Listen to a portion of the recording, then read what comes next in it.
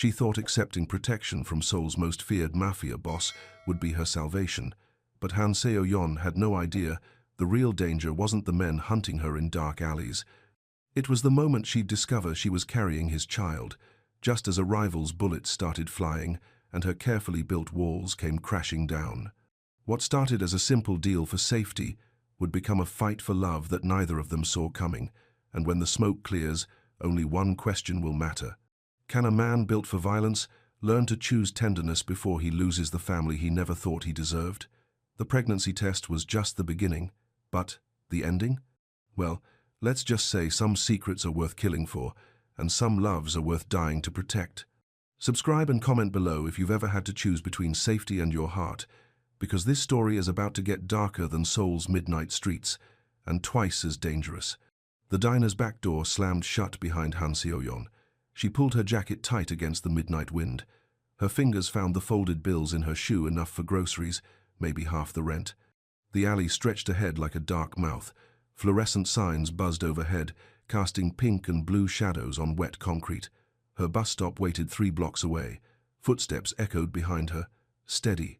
Matching her pace, Seo-yeon felt her chest tighten. She pulled out her phone and dialed.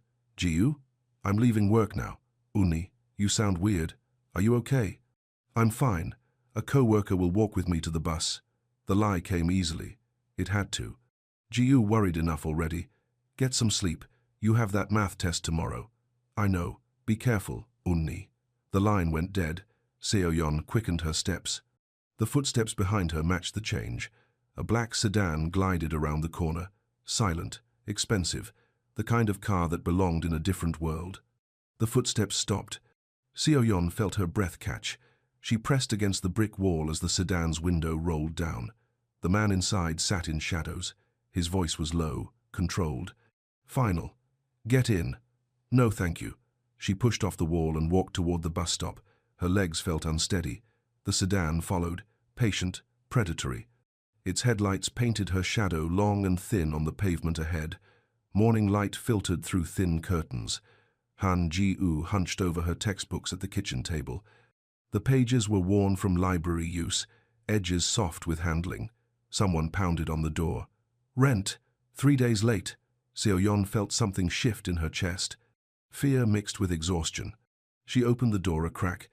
"Mr. Kim, I'll have it by Friday, I promise." Friday was last week's promise. Pay up or get out. The door slammed. The thin walls shook. Ji-woo's pencil had stopped moving. Her eyes were wide, frightened. "We'll be fine," Seo-yeon said. "Eat your rice. You'll be late for school." Her phone buzzed. Unknown number. She let it ring. At the diner, the lunch rush crawled by. Every table needed something. Every smile felt forced. Her tips sat light in her apron pocket. The bell over the door chimed. A delivery man entered, holding white lilies wrapped in clear plastic. "Han So-yeon?" She nodded. The flowers felt expensive in her hands. No card. Just a name on the receipt, Madam Choi. Her hands shook as she unwrapped the stems. A small black phone fell onto the counter. Her breath caught. She picked up the device and turned it over. New. Untraceable. The kind of phone that meant serious business. She powered it off and slid it under the register. Her jaw tightened with resolve. The school bus wheezed to a stop. Ji-woo stepped down onto the sidewalk, backpack heavy with homework. 2 men in dark coats stood across the street. They followed her to the next corner, then the next. A second sedan parked at the bus stop. A man got out, tall, calm, wearing an expensive suit that fit too well for honest work. The 2 men saw him and melted away into the crowd. "You're Ji-woo," the man said. His voice was quiet, respectful. "I'm Do-hyuk. I don't know you. Your sister might. The boss dislikes debts. Consider the bus stop a safe zone." Seo-yeon arrived breathless, fury blazing in her eyes. She grabbed Ji-woo's arm and pulled her close. "What do you want?" Do-hyuk's expression didn't change. Professional, unreadable. "Protection. Your sister needs it. You need it more." He held out a business card. 1 phone number. No name, no company. Call when you're ready to be practical. He walked back to the sedan and drove away. The street felt ordinary again, but wrong somehow. Changed. Seo-yeon felt her stomach tighten. She looked at the card, then at Jiu's pale face. Something had started, something she couldn't control or stop. Rain drummed against the diner windows. The manager sent Seo-yeon home early. Business was slow, he said. Bad for optics, he said. She knew what he meant. Trouble followed certain kinds of people. She was becoming that kind. The rain soaked through her jacket within a block. Her shoes squelched against the wet pavement. The bus wouldn't come for 20 minutes. Footsteps splashed behind her. The same steady rhythm from the night before. She turned. A man in a stained coat blocked her path. His smile was wrong, hungry, pretty waitress, walking alone. Seo-yeon backed against a storefront, her keys jabbed between her fingers, a pitiful weapon. Car doors slammed. 2 men stepped out of a black sedan. The hungry man's smile died.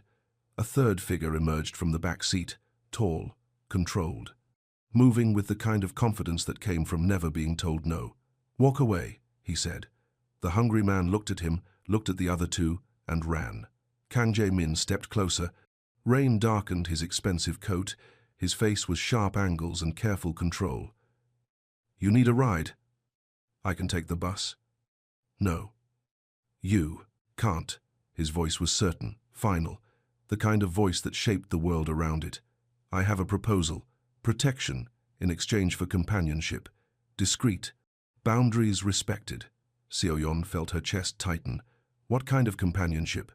Dinner. Conversation. Your company when requested. Nothing you don't choose to give. And if I say no, something shifted in his expression, darker, more honest. Then you keep walking alone, in the rain, with men like him waiting. The sedan's engine hummed quietly, warm, dry, safe. I need to think. Think, quickly. The offer expires when you reach the bus stop. She looked at his face. Angular, controlled, probably dangerous. She looked at the empty street, the dark corners. The long walk home to Jiu. No, he nodded once. Got back in the sedan. The car followed her bus for 10 blocks, headlights steady in the mirror, patient as a heartbeat. Jiu wheezed during breakfast. Anxiety made her asthma worse. Seo-yeon handed her the inhaler and tried to smile. The school counselor called while Jiu was getting dressed. We're concerned about her attendance. The anxiety episodes are increasing. She'll be fine. Things are just difficult right now. Perhaps a meeting? Resources are available. Resources. Code for charity. For families that couldn't manage on their own. We'll manage. After Jiu left for school, Seo-yeon opened the cupboard. 1 bowl of rice, some kimchi going soft at the edges. The landlord's red notice hung on the door like a death sentence. The business card sat on the kitchen table.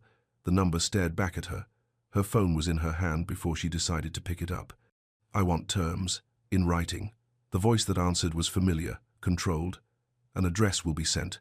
Come alone. The line went dead. Her phone buzzed with a text, an address in the hills, a time, and nothing else. Seo-yeon felt something shift in her chest. Fear, relief, the weight of a choice that couldn't be undone. The penthouse overlooked the entire city. Floor-to-ceiling windows framed Seoul like a picture made of light. Madame Choi poured tea from a service that probably cost more than Seo-yeon's rent. The older woman moved with quiet efficiency, every gesture precise. Kang Jae-min sat across from her at a low table. His suit was dark, perfectly fitted.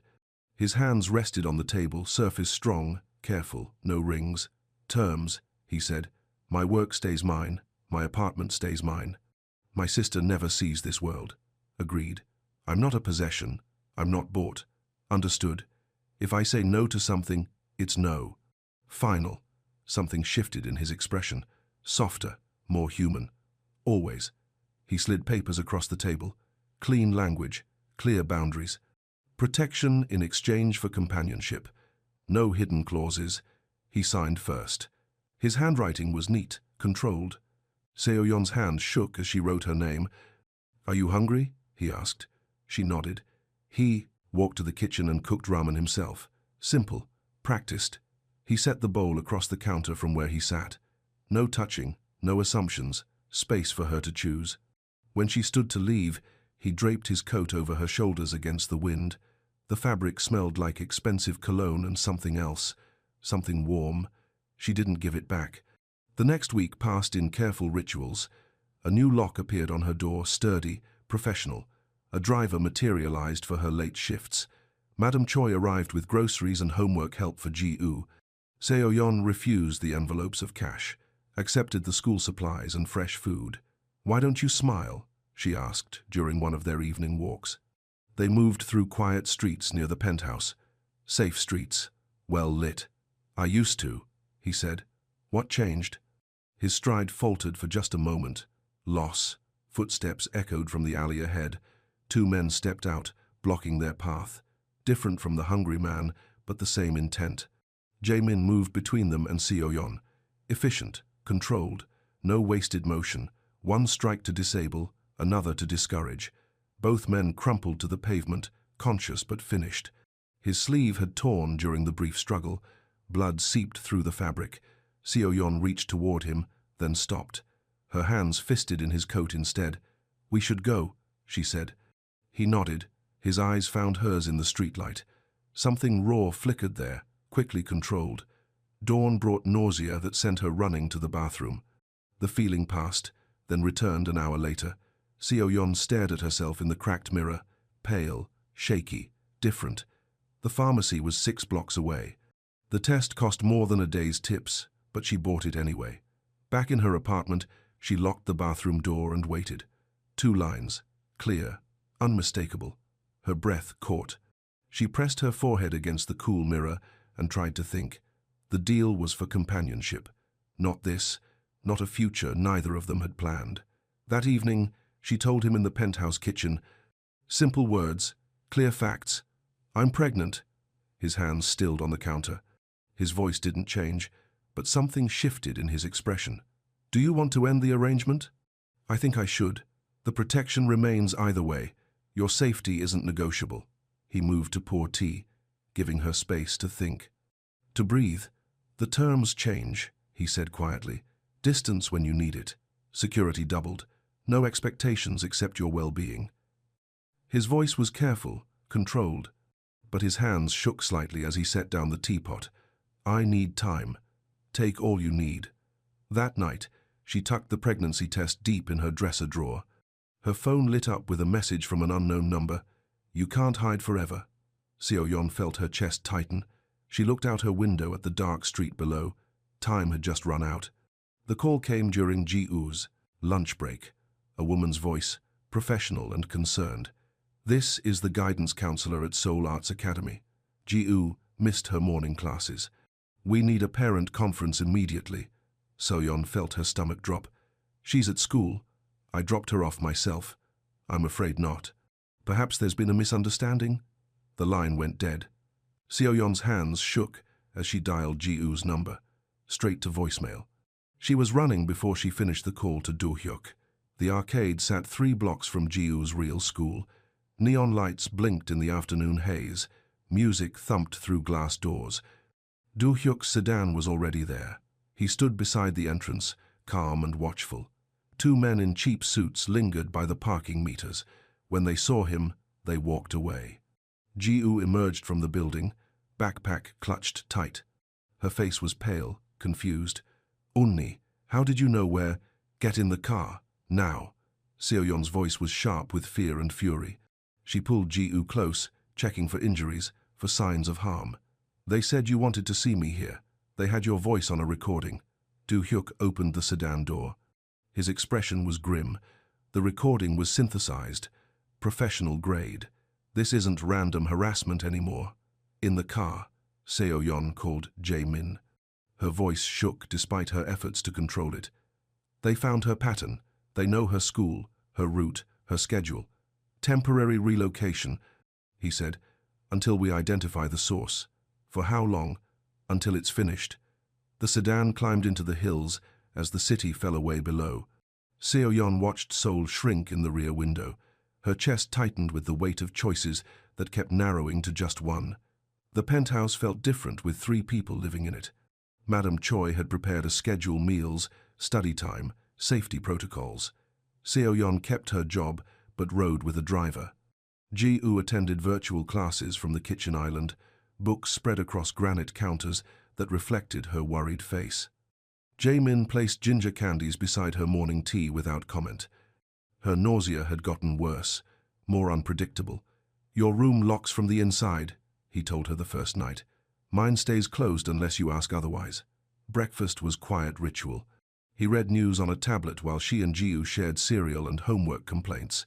Normal sounds in an abnormal situation. At night, he walked the perimeter alone. Seo-yeon watched from her window as he paused beneath a dead porch light and touched something in his pocket, a small charm on a keychain. His shoulders carried weight that had nothing to do with their current situation. "What happened to him?" Jiu asked one morning. Seo-yeon looked toward the closed door of his study. "Loss, the kind that changes everything. Do you trust him?" The question hung in the air, complex, loaded with implications neither of them was ready to explore. "I'm learning to..." The diner manager cornered her during the lunch shift. "Customers are asking questions about the car that drops you off, about why you look nervous." Seo-yeon felt her jaw tighten. "I work hard. I don't cause trouble. The wrong kind of attention is still wrong. Maybe you should consider other opportunities." That evening, Jae-min offered to buy the restaurant. Clean transaction, silent ownership. She could manage day-to-day operations without interference. "I won't be purchased," she said. "It's not about you. It's about removing variables that put you at risk. By controlling my entire life?" Something shifted in his expression. Darker. More honest. "By protecting what matters while I still can." His voice carried an edge of desperation, quickly controlled. He stepped back, giving her space. "The offer stands. The choice is yours." That night, a delivery arrived at the penthouse. White lilies in expensive wrapping. Beautiful. Perfect. Jiu reached for them first. "They're gorgeous. Unni." Seo-yeon pulled the bouquet away just as her fingers found the blade tip hidden among the stems. A drop of blood bloomed on her thumb. The message was clear, intimate, personal. They could reach anyone, anywhere, anytime. Do-hyuk walked her through the penthouse's hidden architecture. Panic rooms behind bookcases, cameras in every corner. Exit routes mapped and memorized. "Loyalty isn't bought here," he said. "It's earned, built on mutual respect." The guards nodded when she passed but never stared. Their presence felt protective rather than predatory. Madame Choi showed her where the emergency supplies were kept, alongside extra blankets and first aid kits. Preparation for survival and comfort, in equal measure. "He's been alone too long," the older woman said quietly. "Alone makes men forget how to be gentle." In the garage, they found Do-hyuk crouched beside her car. A small device hissed and sparked under his boot. Tracker, explosive capacity, remotely triggered. The device died with a quiet pop. Smoke curled toward the concrete ceiling. Seo-yeon felt her breath catch. The threat had been inches from Jiu's backpack that morning. "How close?" she asked. Do-hyuk's expression was grim. "Too close." Jiu panicked before her virtual geometry test. Her breathing came short and fast, shoulders hunched with anxiety. Jae-min sat across the kitchen table from her. No touching, no overwhelming presence, just steady, calm. "Map the problem into sections," he said. "Solve one piece at a time." He told a story about his own school. Fear, a presentation that went wrong, a teacher who understood patience. No details about which school or when, but the emotion was real. Jiu's shoulders dropped. Her breathing steadied. "You were scared too?" "Terrified. But fear doesn't predict failure. Sometimes it just means something matters." Madame Choi smiled without looking up from chopping scallions. The kitchen smelled like home cooking and hope. That evening, Jiu slipped a pencil drawing under Seo-yeon's pillow, a key charm, carefully shaded, floating on white paper. Seo-yeon felt something shift in her chest. Warmth, recognition, the beginning of belonging. The storm knocked out power just after dinner. Candles turned the kitchen golden, intimate. Rain lashed the windows in sheets. Wind howled around the building's edges. Jiu had fallen asleep over her textbooks. Madame Choi had retired to her quarters. The house felt smaller in the darkness. "I had a wife," Jae-min said quietly. Seo-yeon's hands stilled on her teacup. She didn't speak, didn't push. Just waited. She was pregnant. 8 months. We had names picked out. A crib, half assembled. His voice was careful, controlled. but pain bled through the edges. The car crash was meant for me. Someone wanted to send a message about debts and territories. They sent it through her instead. Lightning flashed outside. Thunder followed seconds later. I keep the baby's charm, to remember what kindness costs when you ignore it. Seo-yeon reached across the table and placed her palm over the keychain in his hand. Warm metal, cold grief. I won't run if you don't chase, she said. His eyes found hers in the candlelight. Something broke open there, carefully controlled for so long. Lightning flashed again. In the window's reflection, she saw a man who finally looked breakable. Do-hyuk's research painted a clear picture. Park Min-seok ambitious, ruthless, with a talent for finding soft targets and applying precise pressure. The diner manager's cousin worked for Min-seok's crew. The harassment had been orchestrated from the beginning. He wants to draw you out, Do-hyuk said. Force a response that justifies escalation. Jae-min's strategy was surgical. Freeze accounts, cut supply lines, apply pressure through channels that wouldn't create martyrs or blood feuds. No courthouse drama, he said. No public trials, just quiet consequences for poor choices, Seo-yeon insisted. Ji-woo continue her virtual classes. Fear couldn't be allowed to homeschool hope. What if something happens during school hours? Ji-woo asked. Then we handle it, Jae-min said.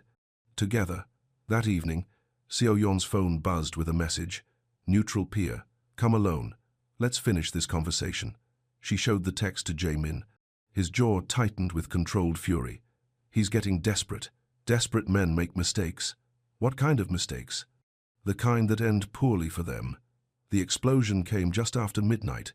Car windows shattered in the garage below. Alarms screamed through the building. Guards contained the damage within minutes. Small incendiary device, more warning than weapon. Smoke curled through ventilation shafts. Jae-min moved Seo-yeon and Ji-woo to the inner suite immediately. New protocols locked around them, steel doors, reinforced walls, independent communications. I'm drawing him out, he told her as guards. Checked weapons and equipment. This ends tomorrow night. What if it doesn't? What if he... Then I make sure you and Ji-woo disappear completely. New names, new lives. Far from here. His voice was certain, final. The voice of a man who'd already lost everything once. Come back, she said. The words surprised them both. Out loud. Honest. Unguarded. I will. Doors closed. Rain thickened. Engines separated into the night, his toward danger, theirs toward safety. Seo-yeon pressed her palm against the bulletproof window and watched Seoul blur into streaks of light and shadow. Her breath caught as his car disappeared into the maze of streets below. Alone in the inner suite, Seo-yeon folded tiny clothes she couldn't afford to buy. White onesies, soft blankets, hope made tangible in cotton and thread. The silence stretched between heartbeats. No word from Jae-min, no updates from Do-hyuk. Her hands shook as she arranged the clothes in neat piles. She admitted something to herself in the quiet darkness. She wanted him to live more than she wanted a clean exit. The realization settled in her chest like acceptance. A guard knocked softly. Ma'am? Intelligence report. Min-seok's location had pinged across 3 districts simultaneously. Someone was feeding false trails through the network. Her phone buzzed. A message from Jae-min. Status update needed. Are you safe? Instead of lying, she typed her truth. I'm scared. Not of you. Of losing you. His reply came immediately. I will not let fear choose for us. Seo-yeon felt her breath catch. The words carried weight beyond their immediate situation. Promise and commitment wrapped in careful control. Dawn brought exhaustion without resolution. No attack, no news. Just the slow torture of waiting. Madame Choi coaxed her into the bedroom. Sleep. I'll watch Ji-woo's presentation practice. Seo-yeon woke to find prenatal vitamins beside a glass of water. A note in neat handwriting, no more coffee. The gesture was small, intimate, protective, without being controlling. That night, she made a request that surprised them both. Sit with me while I sleep. Not in the bed, just near. He agreed, without question, pulled a chair beside her door, and kept watch in the darkness. The house breathed around them, settling into rhythms that included her name, her presence, her choice to stay. His coat lay draped over her chair when she woke, a quiet benediction against whatever fears the morning might bring. The clinic appointment was routine until it wasn't.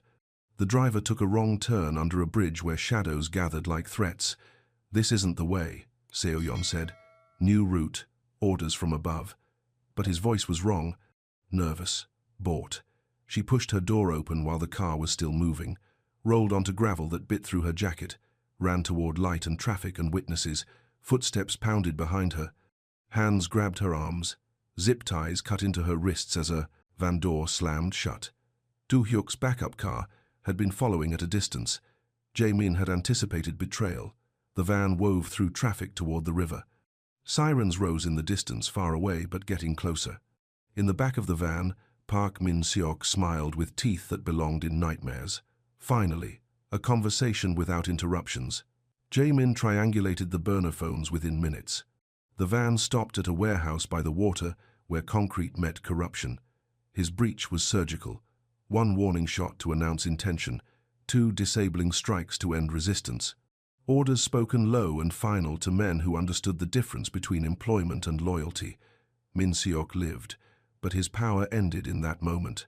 Arrangements were made through other channels for his arrest on unrelated charges. Clean, legal, permanent. Jae-min found her zip-tied to a chair, defiant and terrified in equal measure.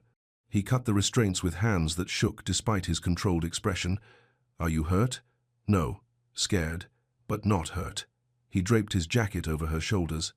Blood spattered the sleeves from brief violence, but his hands were gentle as they checked for injuries. "I need to touch your face, to see if you're really safe." She nodded. His fingers traced her cheek with the reverence of answered prayers. In the car afterward, she gripped his sleeve and didn't let go. Her anchor, in a world that had tilted sideways with fear and resolution. Dawn found him at the kitchen sink, washing blood from split knuckles. Madame Choi scolded him in a voice that meant love, while cleaning the cuts properly. Seo-yeon placed Jiu's drawing next to the real key charm on the counter. 2 versions of the same symbol, hope drawn in pencil, grief carried in metal. "Sit," she said. He obeyed without argument. Let silence say what pride couldn't. When he tried to leave her to sleep, she caught his hand. "Stay." He settled into the chair by her bed, guard finally off his shoulders. Sleep claimed him upright, watchful even in rest. Seo-yeon watched his face relax in sleep, saw the boy he must have been beneath the man he'd become. Her hand rested on her stomach where new life grew fragile, hopeful, theirs. Morning light revealed the true extent of his injuries. Bruised ribs, scraped knuckles, the price of decisive action. She bandaged his hands properly, telling him where it hurt in her voice instead of his. "No more secrets about threats. No decisions that erase my choice." Agreed. "And no more walking perimeters alone. We share the watching now." He placed a set of house keys in her palm. Heavy, real. Power shared rather than granted. Equal partners? Equal partners. Jiu returned to school with discreet protection and steadier breath. The crisis had passed, but the changes remained. That afternoon, a flat-packed crib arrived. Swedish engineering and wordless instructions that might as well have been hieroglyphics. Jae-min fumbled with the pieces, cursed softly at the diagram, and laughed when the first attempt collapsed. The sound surprised them both, rusty from disuse but genuine. Seo-yeon felt something shift in her chest. Joy, pure and unexpected. Papers changed hands at the diner during the lunch rush. Clean transaction, silent partnership that let her work without harassment. Jae-min spoke to the staff briefly. Treat her with respect or work elsewhere. Then he left her the dignity to run her shift without oversight. That evening, on the penthouse terrace, Seoul spread below them in rivers of light. The city looked different from this height. Manageable. Beautiful. "I want a future that doesn't require me to be afraid of you," she said. The words hung in the spring air between them. Honest, final, chosen. "I want to be a man your child can call father without shame." His voice carried promises he'd never made to anyone. Vows spoken to city lights and distant stars. Their first unhurried kiss happened under those stars. No crisis driving them together, no fear dictating timing. Just choice made manifest in the space between heartbeats. His hands cradled her face with reverence, her fingers tangled in his hair with trust. The kiss tasted like spring air and new beginnings. Like safety, earned rather than granted. "I love you," she said against his mouth. "I love you too." Simple words, complicated emotions. Truth spoken without conditions or escape clauses. Below them, the city hummed with 8 million lives pursuing their own versions of happiness. Above them, stars witnessed promises that would outlast the darkness. 3 weeks later, cherry blossoms drifted like snow through temple grounds. A small ceremony, simple vows, rings that caught morning light and reflected it back as hope. The diner reopened under new management, local hire, fair wages, respect for the staff who made it run. Seo-yeon kept her keys but chose different hours. Ji-woo laughed at a joke that wasn't cruel. Her shoulders had lost their defensive hunch. At home, the crib stood where the panic chair used to be. Assembly had required 3 attempts and considerable Korean profanity, but it was solid now, ready. 2 key charms hung from the same hook by the door, his grief and his hope sharing space. Evening brought domestic rituals that had replaced survival protocols, dinner conversations that ranged beyond safety concerns. Ji-woo's homework spread across granite counters that reflected family instead of fear. "What do you think?" Ji-woo asked, showing them her college application essays. "I think you're going to change the world," Jaemin said. His smile came easier now, more frequent, less rusty from disuse. The baby kicked during dinner, and his hand joined hers on her belly, feeling for confirmation that hope could indeed grow larger than fear. "Strong," he said. "Stubborn," she corrected. Both good qualities. Later, after Ji-woo had gone to bed, with textbooks and teenage dreams, they sat together on the couch, his arm around her shoulders, her head against his chest where she could hear his heartbeat steady, reliable, home. Outside, Seoul glittered in the distance, the city that had brought them together through danger and choice. A tiny hand pressed against her ribs from within. Their child, safe and growing in the space they'd carved from chaos. "Are you happy?" she asked. "Yes." "Are you?" "Yes." The answer surprised neither of them anymore. 6 months had passed since the midnight alley where it all began, since fear had worn a sedan's headlights and protection had worn his face. Now safety looked like shared keys and assembled cribs, like grocery lists and school permission slips, like ordinary love in an extraordinary world. Seo-yeon looked at him in the lamplight. He smiled without shadows. They were finally home. The warehouse by the river still smelled like violence and fear. Seo-yeon sat in the passenger seat of Jaemin's car, watching police lights paint the water red and blue. "It's finished," Do-hyuk said through the window. "Min-seok will face charges for trafficking and extortion, unrelated to tonight. Clean resolution." Jaemin nodded once. His hands were steady on the steering wheel, but his knuckles bore fresh cuts from brief combat. The other men? Scattered, leaderless, no longer a concern. Seo-yeon felt her breath catch. After weeks of looking over her shoulder, the threat had simply ended. "What happens now?" she asked. "Now we go home," Jaemin said. "All of us." The word carried weight beyond geography. Home wasn't just a place anymore, it was a choice they'd made together in blood and trust. Dawn found them in the penthouse kitchen. Madame Choi fussed over Jaemin's injuries while scolding him in rapid Korean that needed no translation. Reckless boy. "Acting like you have no one who cares if you come back whole." She cleaned his split knuckles with antiseptic that made him wince. Her touch was gentle despite her sharp words. Seo-yeon watched from the doorway. Family looked different than she'd expected, chosen rather than given, built from loyalty instead of blood. "Let me," she said. Madame Choi stepped aside with a knowing smile. Seo-yeon took the first aid supplies and sat across from him. His hands were strong, scarred from years of necessary violence. She traced each cut with careful attention. "Does it hurt?" "Not anymore." His voice was quiet, honest. Pain had become manageable when shared. "I need you to promise me something," she said. "Anything. No more walking perimeters alone. No more carrying everything by yourself. We're partners now." Something shifted in his expression. Relief, mixed with wonder. "Equal partners?" "Equal partners." She bandaged the last cut and pressed her lips to his palm. A benediction against future wounds. Ji-woo returned to school that afternoon with discreet protection and lighter steps. The crisis had passed, but the changes remained. "Is it really over?" she asked during dinner. "Yes," Jaemin said. "You can stop looking over your shoulder." "What about you? Do you stop looking over yours?" The question carried mature understanding of the world they'd entered. Ji-woo had grown up in ways that broke Seo-yeon's heart and made her proud simultaneously. "I'll always be careful," he said, "but fear doesn't rule our choices anymore." That evening, a delivery truck arrived with a flat-packed crib, Swedish engineering and wordless instructions that might as well have been hieroglyphics. Jae-min spread the pieces across the living room floor with the concentration of a man diffusing explosives. "Step A connects to bracket C through slot B," he muttered. "That's bracket D," Seo-yeon said. "Are you sure?" "I'm sure." The first attempt collapsed with a crash that sent Madame Choi running. The second attempt resulted in what might charitably be called abstract art. On the third try, Ji-woo joined the effort. Her teenage fingers proved more nimble with tiny screws and incomprehensible diagrams. "There," she said as the final piece clicked into place. "Ready for my nephew or niece." The crib stood solid and sure in the corner, where panic chairs used to be.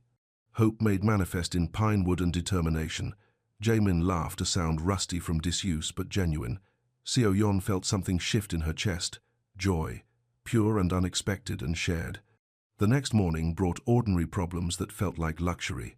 Grocery lists, laundry schedules, Ji-woo's college application deadlines.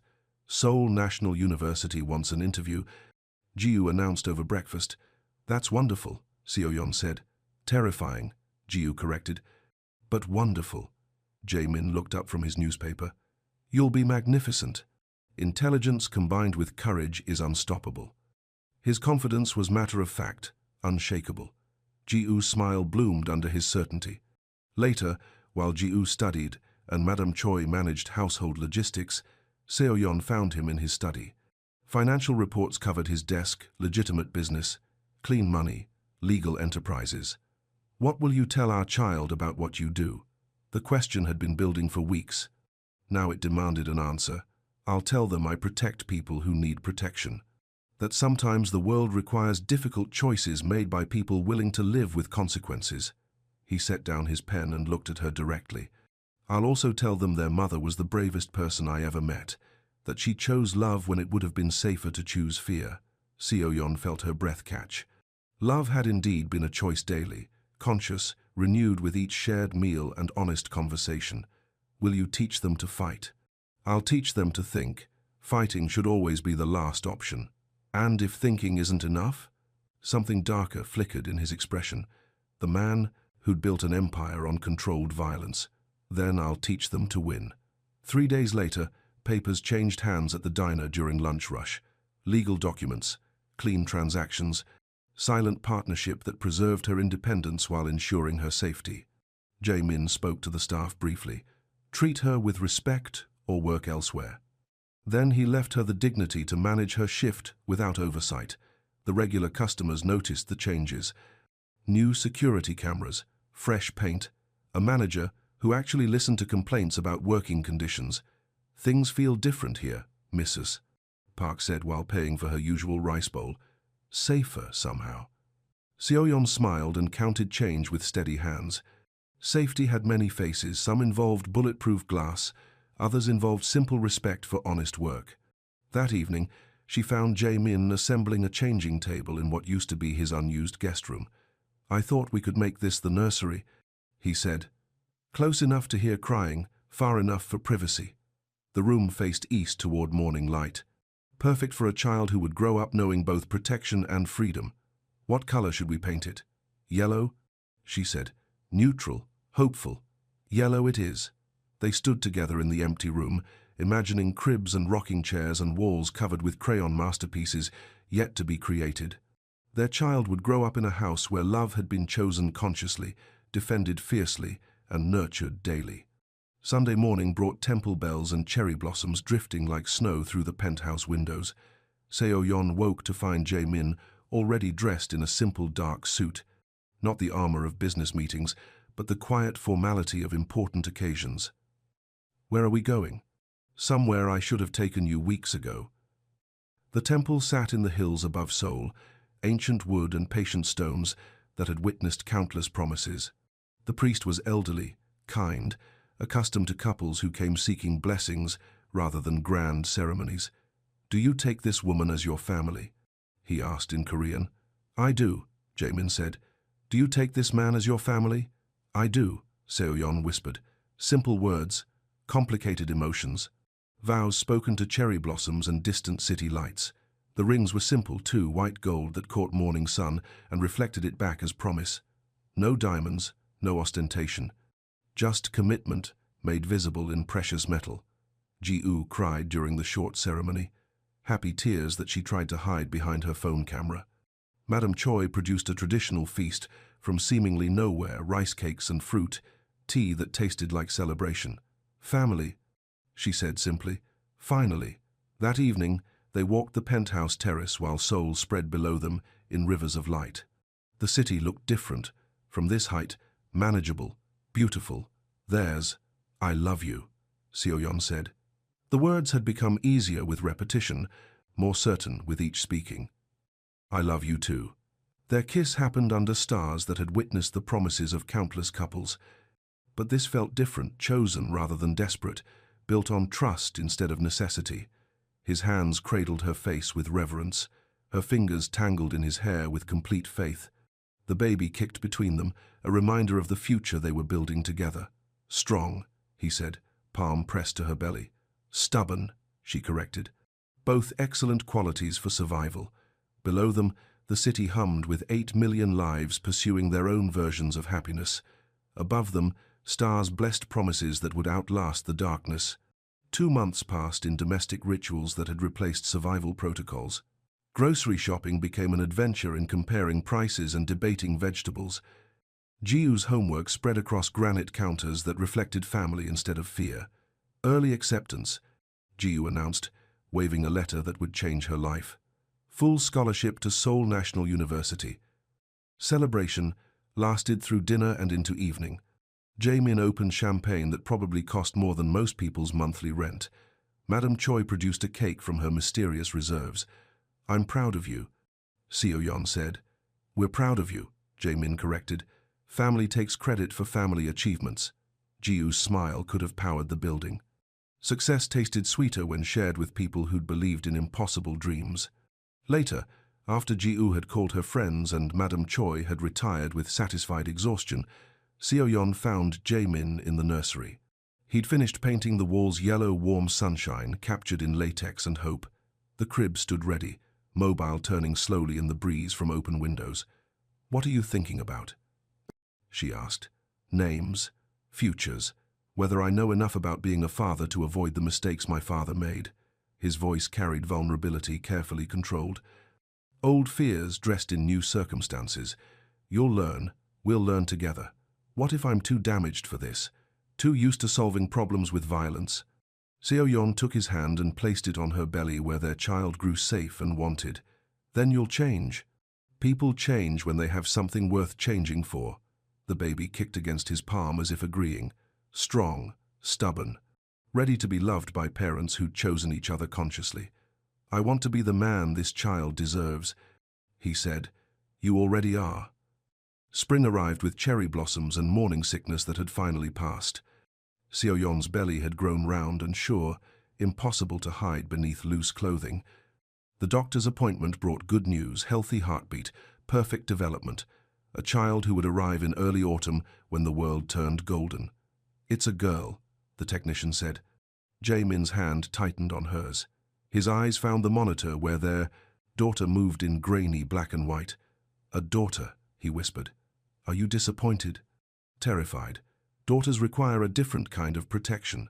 On the drive home, they debated names, traditional Korean versus modern international, family names versus fresh starts.